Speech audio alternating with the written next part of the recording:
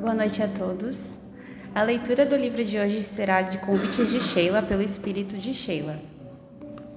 Antagonistas. Ninguém passa pelo mundo sem enfrentar antagonismos. Entretanto, procura, quando possível, não enxergar em teus antagonistas adversários deliberados de tua paz. Esforça-te e os interpretarás como instrumentos do mais alto em favor do teu progresso interior. Aquele que não enxerga o mundo pelos teus pontos de vista constitui um impulso para que aprendas a aceitar os outros tal como são. Aquele que te fere a alma sensível com palavras ásperas é agente da vida te ensinando a tolerar. Aquele que te atrapalha na conquista dos ideais mais elevados é companheiro de jornada te chamando a perseverar. Pensa um pouco e constatará que os teus antagonistas, sem o desejar, representam um importante fator de elevação em teu caminho, auxiliando-te no desenvolvimento de virtudes e resistências morais. Diante deles, vale-te do diálogo equilibrado e que, se não te derem ouvidos, envolve-o no clima de prece sincera, porque o fato de eles se posicionarem perante ti como opositores não significa que terás, por tua vez, de se transformares em adversário ferrenho, cultivando mágoa e irritação. Teus antagonistas são também teus irmãos, e quem já pauta a própria vida pelo clima da fraternidade irrestrita, sabe esquecer o mal e seguir para a frente, abençoando e amando sempre. Uma boa palestra a todos, que assim seja.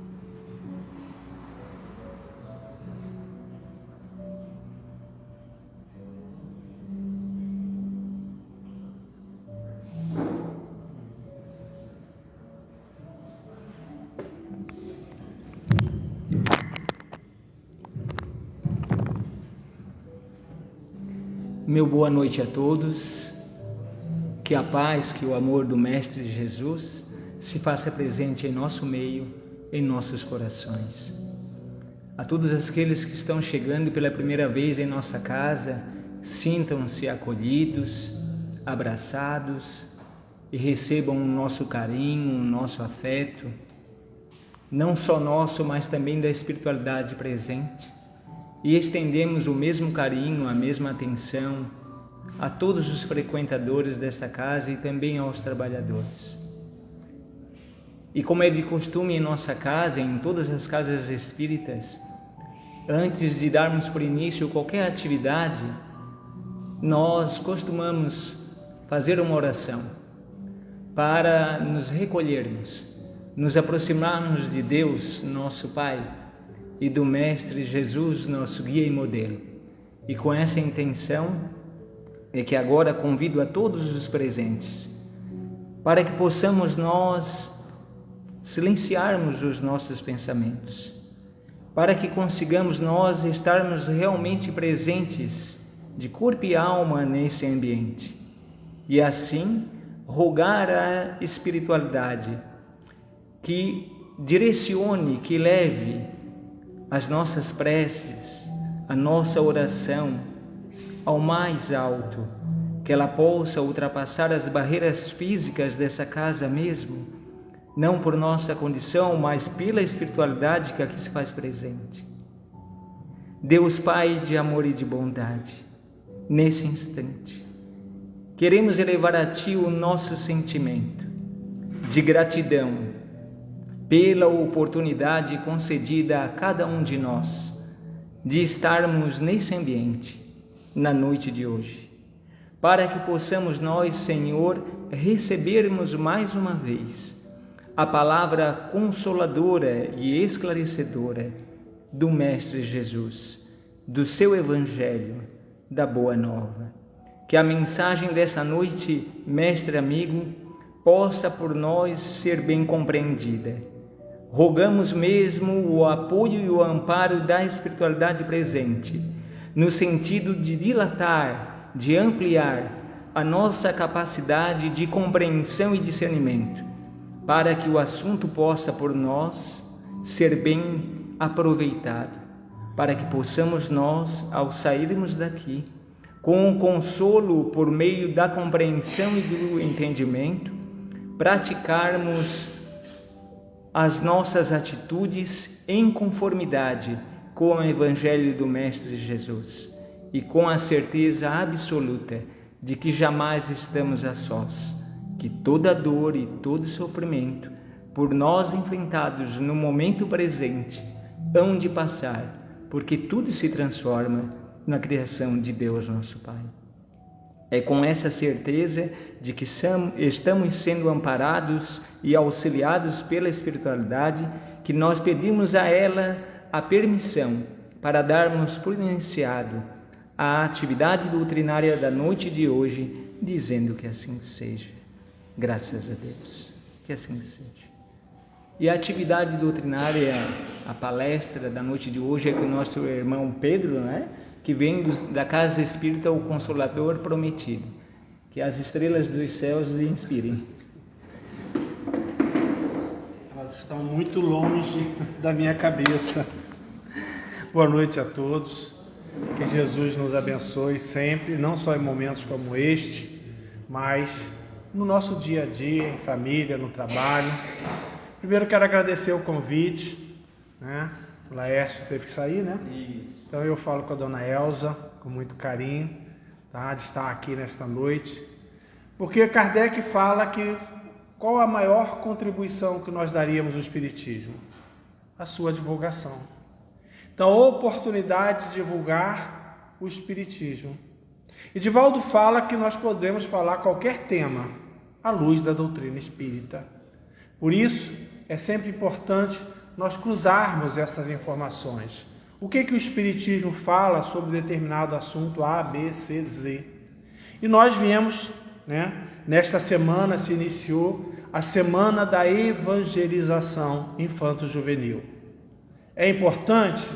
Vamos conversar um pouco sobre isso. Não é uma palestra, é uma conversa, um estudo. E eu gosto sempre de dar as referências, porque todos no tema e o tempo é muito curto para nós nos aprofundarmos. Então é importante que todos tenham a oportunidade de chegar em casa, pesquisar, se abordar. E a nossa referência é um material do 4º Encontro de Evangelizadores da Federação Espírita do Paraná. Temos também o Livro dos Espíritos, lógico, Educação segundo o Espiritismo de Dora Encontro e outras referências que nós vamos falar, além do site do Consolador Prometido, do site do Consolador, não da casa daqui de Tubarão. Sexta-feira, dia 13 de setembro, eu faço 3 anos que estou morando aqui, graças a Deus. Vim para cá trabalhar na Henrique Fontes e não vamos voltar, Resolvemos ficar. Mas por que eu estou falando isso? Cheguei aqui em setembro de 2021, um ano depois, uma adolescente de 16 anos cometeu suicídio. Ninguém entendeu. Ontem, dia 10 de setembro, foi o Dia Internacional da Prevenção do Suicídio. Mas só adulto que se mata? Não. Esta semana eu tive a oportunidade de ver uma reportagem onde dizia que o índice de adolescente, pré-adolescente, cometendo suicídio está altíssimo. Altíssimo. E eu fiquei surpreso quando eu vi, aconteceu, E aí me falaram, não, tem 2 anos que um outro adolescente também se matou. Essa, no caso, toda vez que eu lembro por ela, eu sempre oro por ela, suicidou enforcada. O pai acordou, ela estava na varanda. Imagina esta família. A necessidade da evangelização infanto-juvenil vai sustentar e nos dar a religiosidade da vida. O Espiritismo vem agregar informações. Eu estou aqui fazendo o quê? Eu vim para me divertir? Eu vim para usufruir dos bens? Quantos, quantos nascem e morrem para nos alimentar? Já pensaram nisso? Eu que sou, né? Eu vou dar um exemplo. Mas eu, Pedro, não como carne. Eu sou vegetariano. Tá legal, mas o alface cresce e morre para você se alimentar. A couve. Quantos vivem e morrem para nos fazer viver, levar a vida? É de suma importância a evangelização infanto-juvenil. O Sandro Klins, um psicólogo que eu gosto muito, o acompanho, tem um diálogo muito longo, mas eu vou sintetizar. Ele, uma paciente dele, falou para ele que ela ligou para o filho, que não morava no Brasil, e falou: filho, eu errei com você. Eu te obriguei para a evangelização infanto-juvenil espírita. E ele vira para a mãe e fala: não, mãe, você não errou. Você acertou, porque se você não tivesse me levado, eu era pior do que eu sou. Kardec, em Obras Póstumas, vai dizer o seguinte para a gente: a natureza não dá salto. Por isso que nós temos a reencarnação. E vamos aprendendo dentro da nossa reencarnação. E logo no primeiro parágrafo desse relatório, a FEB coloca o seguinte: a denominação de evangelização infanto-juvenil se dá na transmissão do conhecimento espírita, porque nós estamos dentro de uma casa espírita, e da moral evangélica pregada por Jesus. A criança e ao jovem, a evangelização infanto-juvenil é tarefa prioritária na atualidade. Para casos como esse que eu citei. Porque inúmeras vezes, na casa que nós frequentávamos lá no interior do estado do Rio de Janeiro, lá em Miguel Pereira, pessoas adentravam a casa falando: me ajuda. Uma sexta-feira, terminando lá o trabalho, uma pessoa ligou e falou assim: Pedro, pediu que fosse alguém dar um passe nela. Eu falei: não, hoje não é o dia, porque nós tínhamos uma atividade de passe domiciliar. Hoje não é dia. Mas eu fui assim: vai lá agora. Que o meu mentor espiritual, ele é bem sádico, sabe? Na hora que eu estou cansado, ele manda trabalhar um pouquinho mais, porque não terminou a hora de eu descansar. Falei: cara, era dia de arrumar a cesta básica para doar, imagina. Aí chamei uma companheira e fomos lá. Ela estava acamada, não doente, mas acamada. No outro dia demos o passe. No outro dia, na nossa palestra pública, no sábado, ela chegou, abraçou a nossa companheira Leinha: vocês têm mão abençoada. Eu preparei tudo para me matar. Mandei minha filha para a casa do pai, mas quando eu fui pegar, eu peguei na gaveta, o Evangelho segundo o Espiritismo, e caiu para mim o suicídio. E eu liguei pedindo socorro. Evangelização infanto-juvenil. Minha mãe tornou-se espírita aos 14 anos, então eu nasci numa família espírita. Quando eu tinha, não vou falar a idade, não vou falar. Quando ela fundou a congregação, porque senão eu vou dizer minha idade, já tem pouco tempo que isso aconteceu, né? Então, ela fundou a evangelização. Antes de começar a palestra pública e tudo, minha mãe fundou a evangelização. E era interessante porque era ela que evangelizava no centro. Em casa ela educava a gente quando a gente alterava um pouquinho na casa espírita, mostrava o outro lado da moeda da educação. Porque é prioritário, como ele coloca para a gente aqui. No livro Seara de Luz, foi perguntado ao Edivaldo o seguinte: qual a importância da evangelização espírita infanto-juvenil na formação da sociedade do terceiro milênio? O que nós já estamos no terceiro milênio. Nós já estamos vivenciando o terceiro milênio. Quem não teve a oportunidade de ler, leia Transição Planetária de Manuel Filomeno de Miranda na psicografia de Valdo Pereira Franco.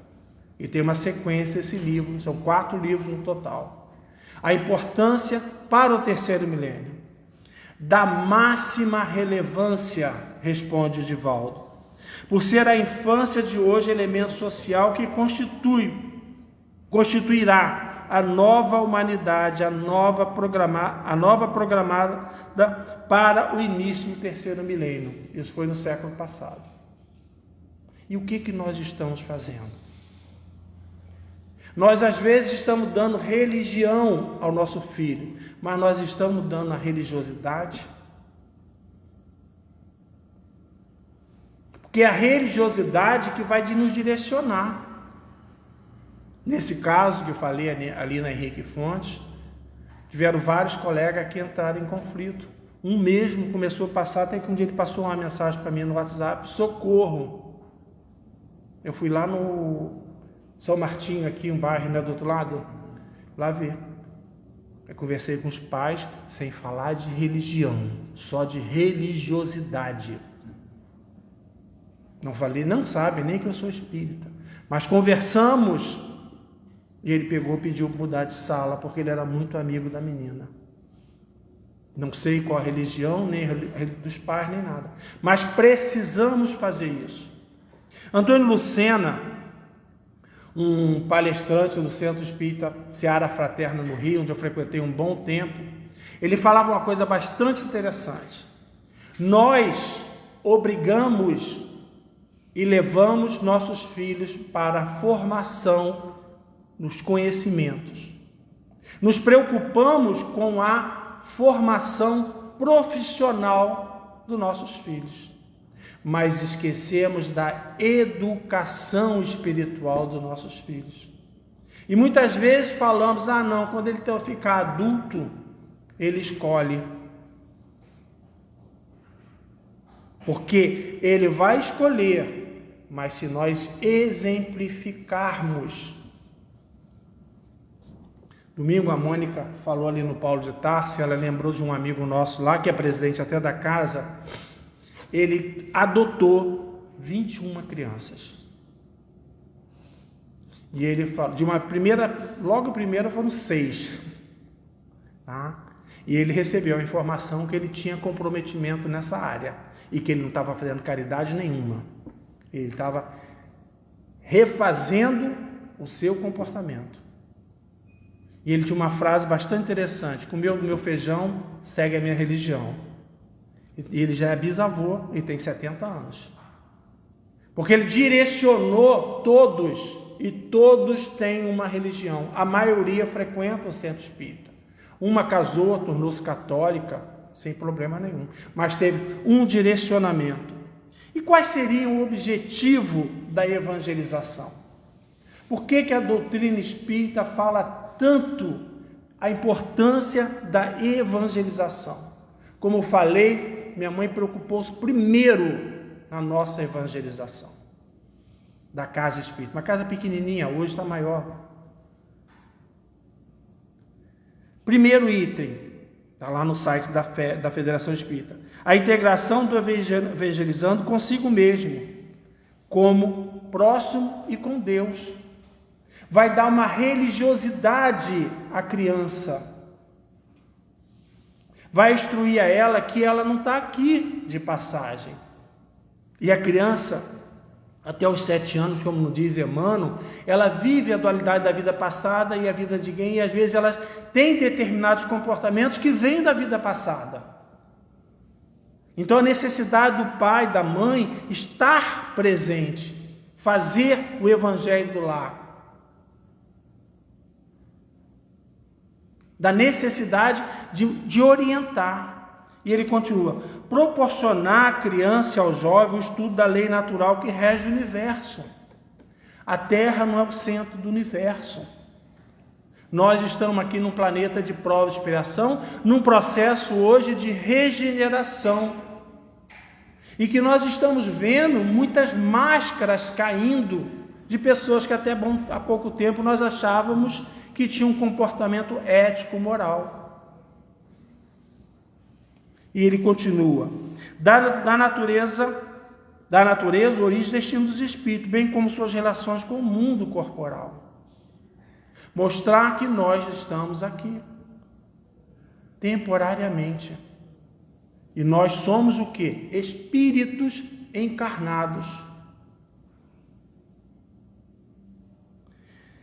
Ofereceram, evangelizando, a oportunidade de perceber como homem integral, crítico e consciente, herdeiro de si mesmo, cidadão do universo e agente de transformação do seu meio. A casa espírita tem que receber esses jovens. Tem que receber, tem que se preparar. Tem que se preparar e também se auto-evangelizar para receber.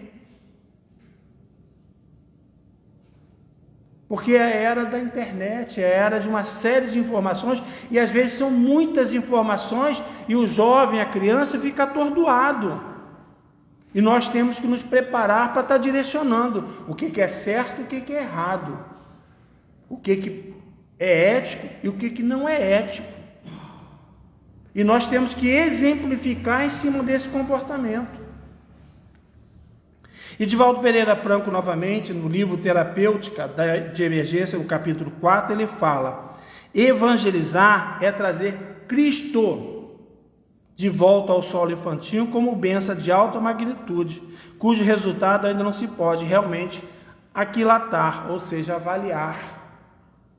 Como falei, Divaldo diz que tudo pode falar a doutrina espírita, desde que seja a luz da doutrina espírita. É trazer Cristo. Por ter nascido, como já falei, na família espírita, vi muito modismo temporário que passou, mas a doutrina ficou. Já vi movimentos que não precisa evangelizar, não, isso aí tem que acabar. Na casa que nós frequentávamos, mudou a diretoria, não, evangelização não se faz mais, infanto-juvenil, acabou. Conceitos que acha que vai mudar a doutrina espírita, e não é esse o objetivo.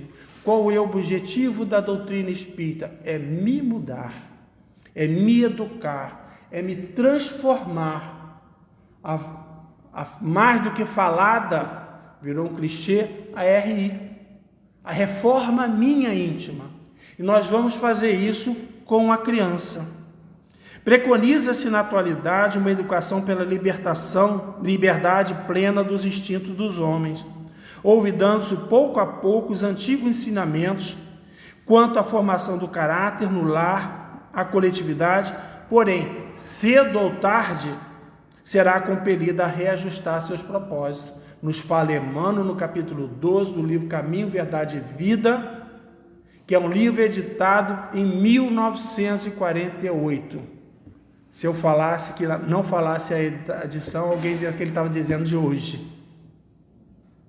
E o que ele chama a atenção?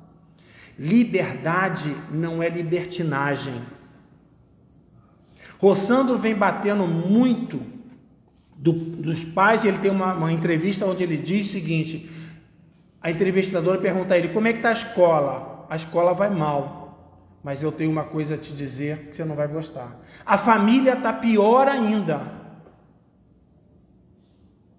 Como eu vi uma vez dentro de um voo, a mãe tomou o celular da filha, de uns 10 anos no máximo, ela voou em cima da mãe para tomar o celular da mãe. Tivemos que chamar comissários e tudo, porque a mãe não pode tocar nela. E Rossandro contra várias situações, tá? falta de respeito. Pai e mãe, como ele fala, não é coleguinha do filho.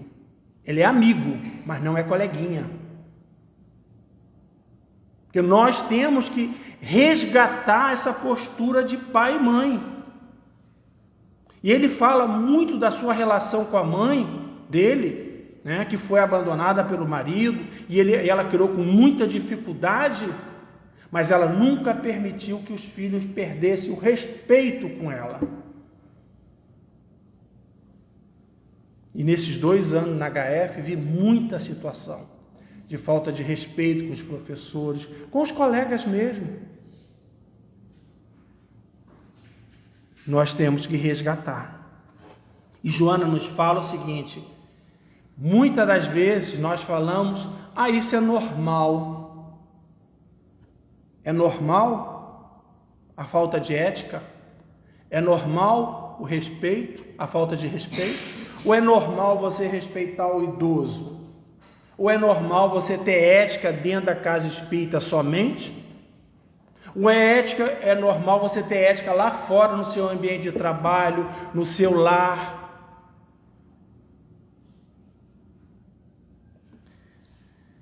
No livro Nossos Filhos São Espíritas, de Hermínio Miranda, ele coloca o seguinte: a criança é um espírito reencarnado, uma alma que recomeça uma nova existência.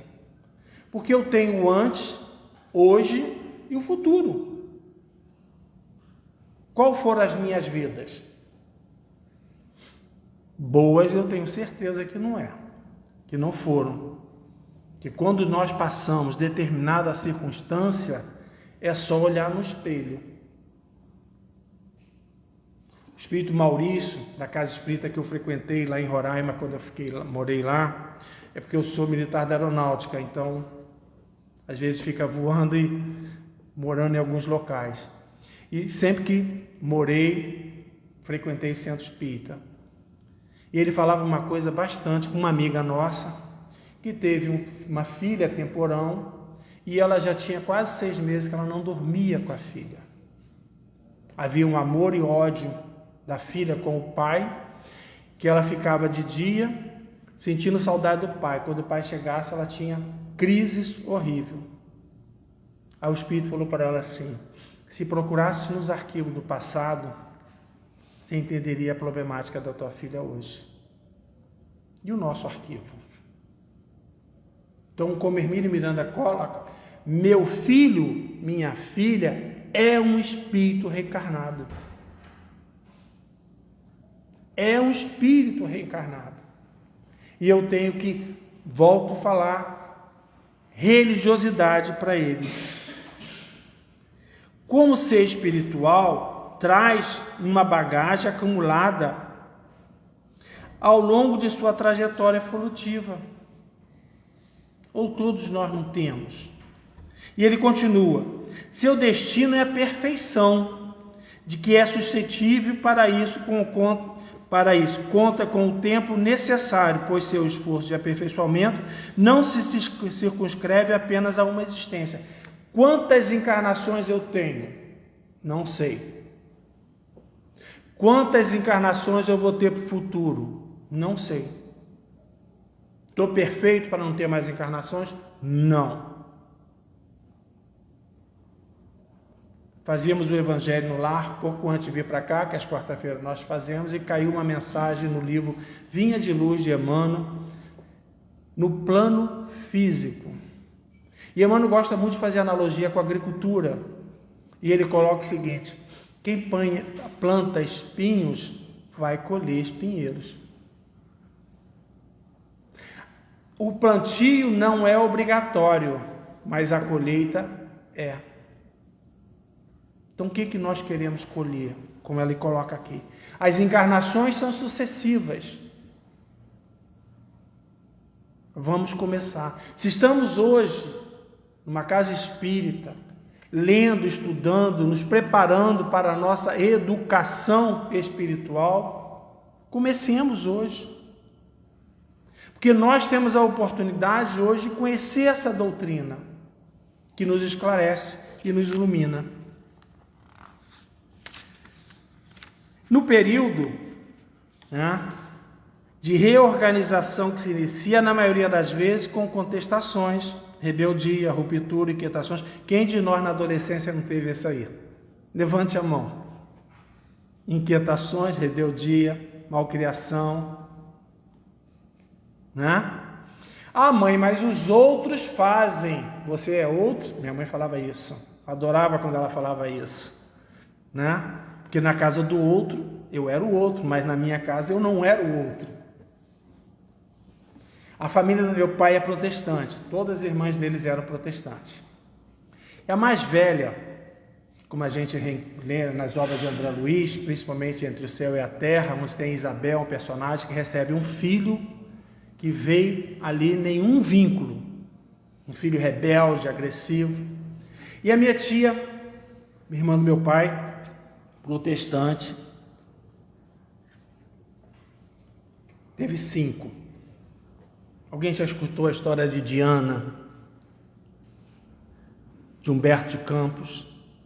Reportagem Além Túmulo. Ele fala Diana, mas eu não vou agora abordar.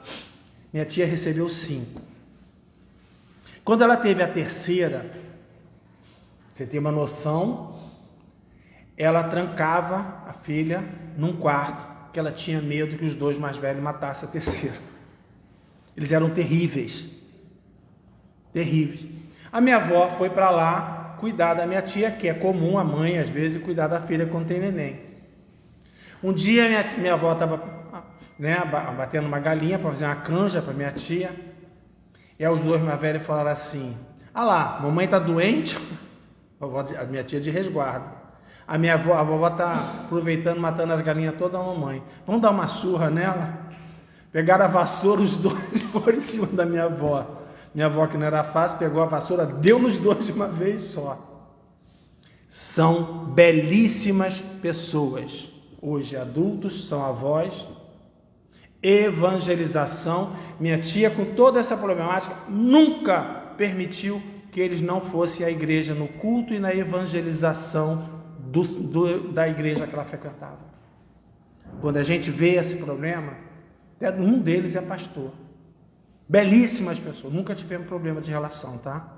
Sendo espírita, eles protestantes, nunca tivemos problema.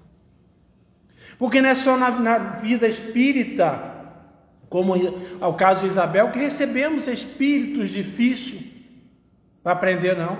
O protestante, o católico, todos também recebem. E a função de todos nós é levar para evangelização.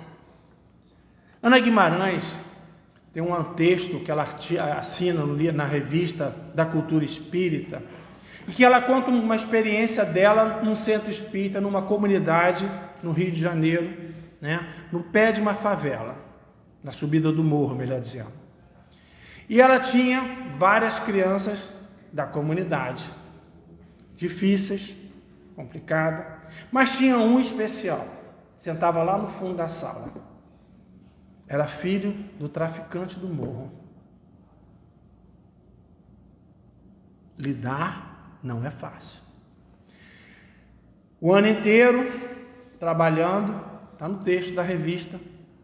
Chegou no final do ano, as crianças estavam alvoroçadas. Papai Noel, presente, né, guloseimas e tudo. E as crianças estavam alvoroçadas, não estavam obedecendo a tia, aquilo ali, as tias perderam o controle. Ele levantou, veio para frente e falou: silêncio, as tias vão preparar para a nossa festa de Natal. Silêncio. Todo mundo sentou, ficou calado. O que ela não esperava, porque ele nunca se manifestou na evangelização. Ela não sabia qual era o problema. Segundo ela, depois de uma palestra que eu assisti dela, ele nunca se envolveu com tráfico.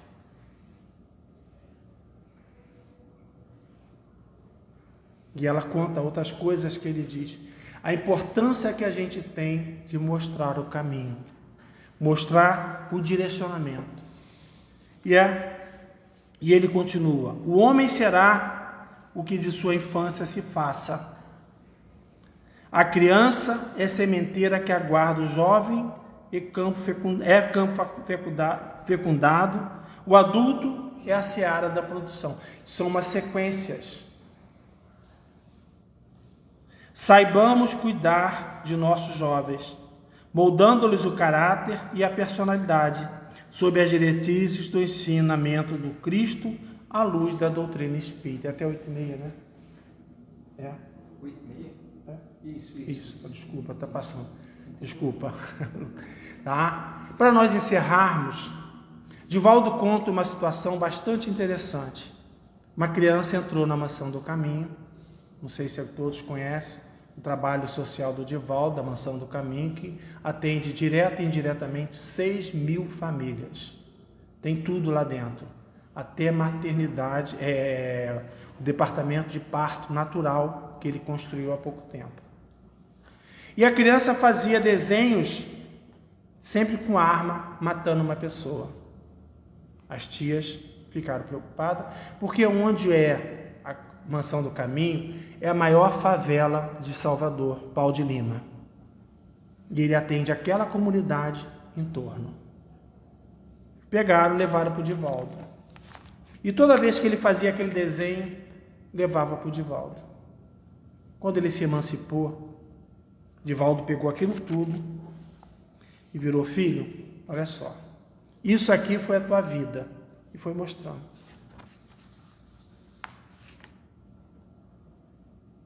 E foi conversando com ele.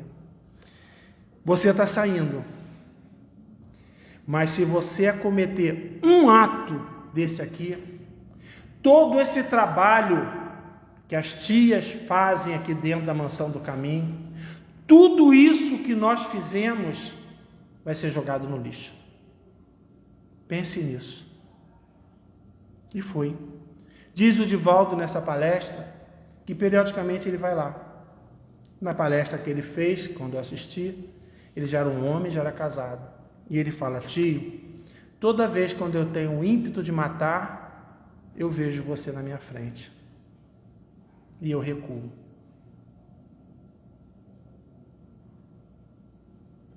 Evangelização infanto-juvenil. Traga as crianças, exemplifique através do nosso comportamento à luz da doutrina espírita. Que Jesus nos abençoe hoje e sempre. Muito obrigado pela oportunidade de estar aqui nesta noite.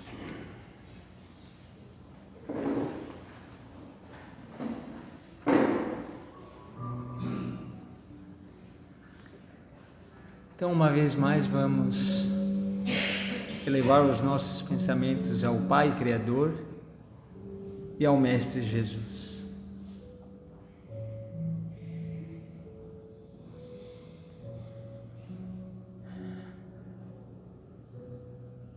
Deus Pai,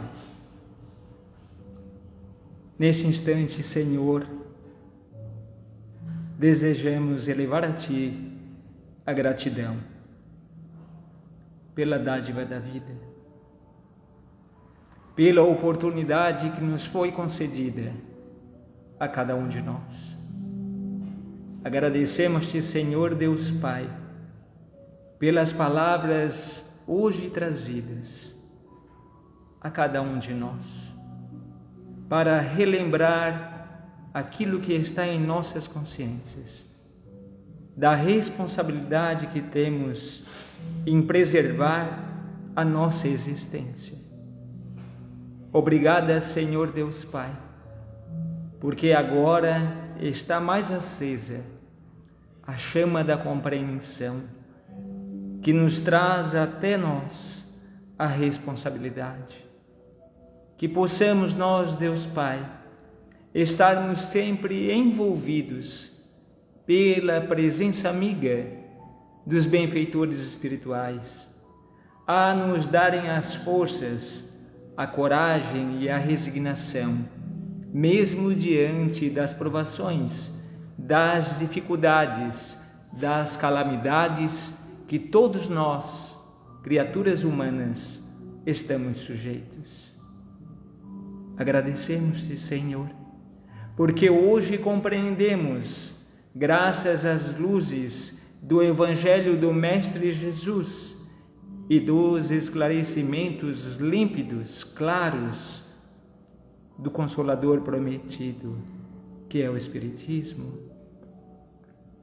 Compreendemos a nossa própria realidade, compreendemos a nossa natureza, compreendemos hoje, Senhor, qual a finalidade da presente existência. Sabemos, Senhor, que viemos da pátria espiritual, que aqui estamos momentaneamente exercitando, aprendendo, nos instruindo, nos aprimorando, auxiliando, amparando, sendo auxiliado, sendo amparado e crescendo sempre, para que um dia venhamos nós retornar mais uma vez à casa do Pai, mais fortes, mais preparados, mais conscientes, mais iluminados. Que possamos nós, Deus Pai, estarmos sempre conscientes e, para tanto, que jamais falte em nossos lares, no seio de nossa família, o diálogo, a conversação sadia, a mensagem do Evangelho, o culto do Evangelho no lar, para que possamos nós, Senhor Deus Pai, diariamente estarmos nos alimentando da palavra do Mestre Jesus, que é a salvação para todos nós. Mas nesse instante, Pai amado, nosso coração é tocado de forma mais profunda e mais íntima, numa lembrança por todos os irmãos que tiraram a própria vida, que não suportaram as provas, que fraquejaram, que muitas vezes não tiveram um ouvido amigo ao seu lado e resolveram então, num momento de inconsciência, de falta de lucidez e de compreensão, acabar com a própria existência, se atirando para a morte ilusória e dolorida, para um despertar de dor e sofrimento na pátria espiritual.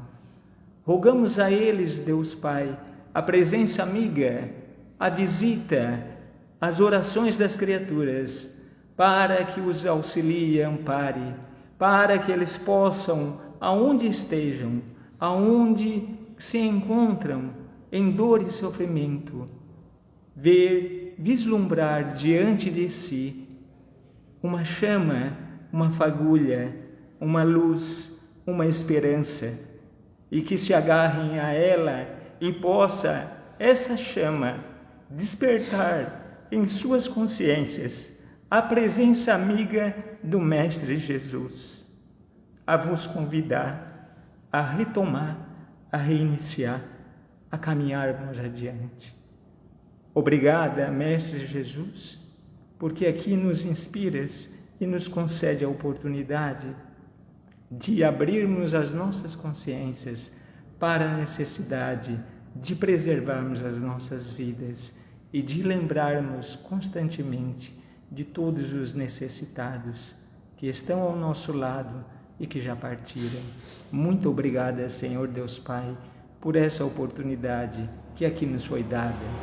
E pedimos à espiritualidade, então, a permissão para darmos por encerrado a atividade doutrinária da noite de hoje, dizendo que assim seja. Graças a Deus. Que assim seja.